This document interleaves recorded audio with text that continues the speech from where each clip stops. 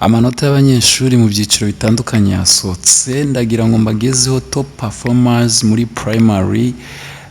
Umunyeshuri wa mbere yaje yahize abandi mu gihugu yitwa Igiraneza Lucky Fabrice, yigaga ku kigo cya Piona School giherereye muri district mu karere ka Bugesera.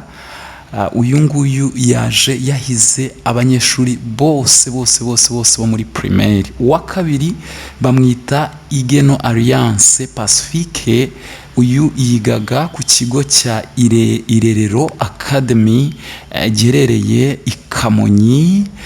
Yaje yahize abandi ari uwa kabiri mu gihugu muri primaire. Uwa gatatu yitwa Kirezi Remezo Benita, uyu yigaga ku kigo cya Ecole Autonome de Butare giherereye mu karere ka Huye. Uyu nawe ni umukobwa waje yahize abandi banyeshuri mwiga muri primaire.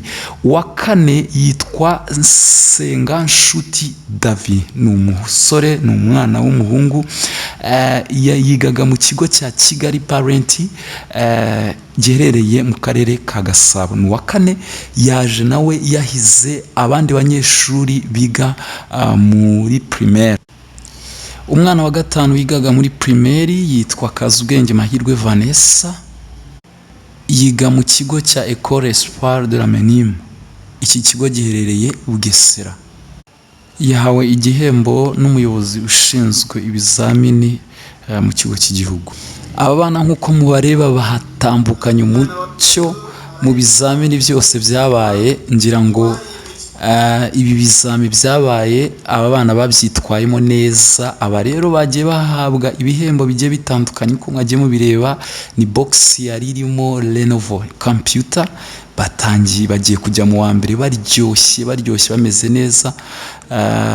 Babimburiye abandi mu bizamini byose bakoze muri uyu mwaka wa 2024. Twari turi mu cyiciro cya primaire, mu mashuri abanza. Muri primaire abana bitwaye neza cyane, kandi wagiye wumva ko abana biga mu ntara hari uburezi bumeze neza cyane. Rero no muri Kigali bagiye barimo, ariko no mu ntara bagiye barimo, benshi bagiye babona ibihembo. Abana rero bitwaye neza, congratulations. Kandi kabisa ababyeyi babo birumvikana yuko bari bubagurire ibintu bikomeye cyane. Bitwaye neza, bariho bafata ibihembo ku rwego rw'igihugu. Ubwo rero abana mukomerezaho rwose, nibyo kwishimirwa, kandi n'ababyeyi kabisa mwakoze akazi gakomeye ko gushyigikira aba bana bakaba bibonye kuri iyi myanya myiza. Guhera ku wa mbere kugeza ku wa gatanu, congratulations. Ababyeyi mwarakoze cyane. Abana rero ubu ngubu bagiye kujya mu mwaka wa mbere w'amashuri yisumbuye mu cyiciro cya O-level. Bagiye kujya mu cyiciro cy'amashuri yisumbuye kuyo bari bariho.